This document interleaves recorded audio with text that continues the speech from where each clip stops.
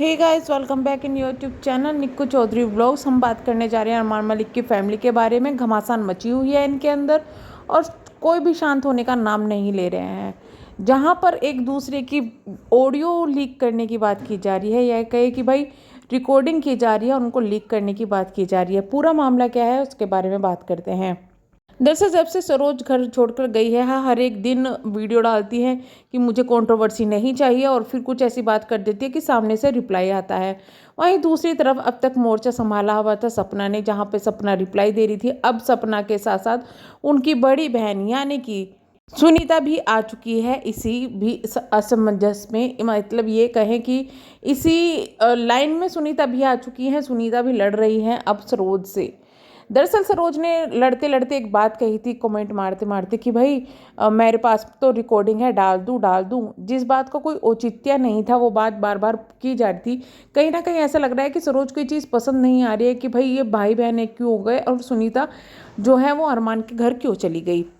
क्योंकि सुनीता अरमान के घर गई थी, उनको बर्थडे में बुलाया था, बट सरोज की फैमिली से कोई भी नहीं गया था। जो चीज़ इन्हें शायद रास नहीं आ रही है, वो नहीं चाहती थी कि फैमिली एक हो। इनकी बातों से तो यही लग रहा है, इसलिए शायद बार बार उनको धमकियाँ दी जा रही है कि मैं रिकॉर्डिंग बजा दूंगी, रिकॉर्डिंग डाल दूंगी, जिससे कि भाई उनकी बेटी के साथ में और उनके भाई के साथ में उनका रिश्ता टूट जाए। खैर, तो यहाँ पर अब उनका रिप्लाई आया है, यानी कि सुनीता का रिप्लाई आया है। उन्होंने इस पर एक लंबा चौड़ा उनको लेक्चर दिया है कि भाई अपने होकर तुम रिकॉर्डिंग करते हो और अब तुम धमकियाँ दे रही हो, अब अपने का विश्वास नहीं है।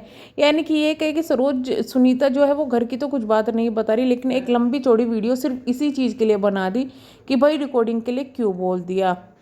हालांकि ये कंट्रोवर्सी अब ऐसी लग रही है कि ज़बरदस्ती क्रिएट की जा रही है। जो भी कुछ चल रहा है उसको ज़बरदस्ती सोशल मीडिया पर वीडियोस बना के और कंटेंट क्रिएट किया जा रहा है। देखिए, एक लिहाजे से तो ऐसा ही लग रहा है क्योंकि कोई भी यहाँ शांत होने का नाम नहीं ले रहा है। इतनी बड़ी बातें नहीं है जितनी ये बना रहे हैं।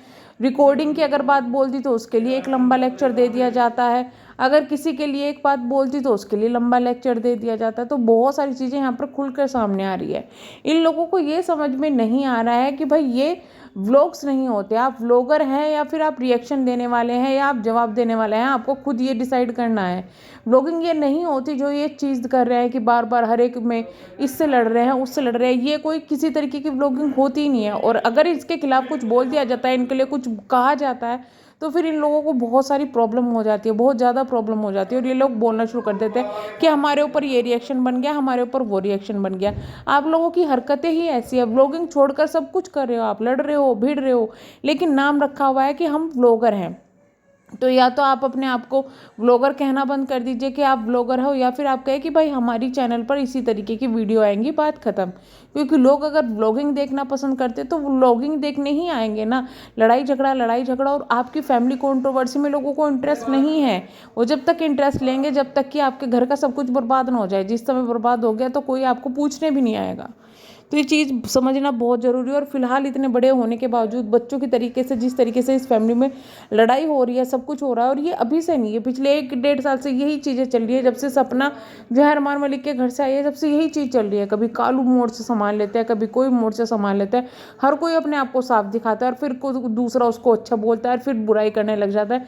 तो काफ़ी अजीब चीज़ें इनकी फैमिली में चल रही है, जो कि यही कहेंगे कि भाई कंट्रोवर्सी फालतू की क्रिएट की जा रही है सिर्फ कंटेंट क्रिएट करने के लिए, क्योंकि शायद उसके बिना इनके व्यूज़ ही नहीं आ रहे हैं।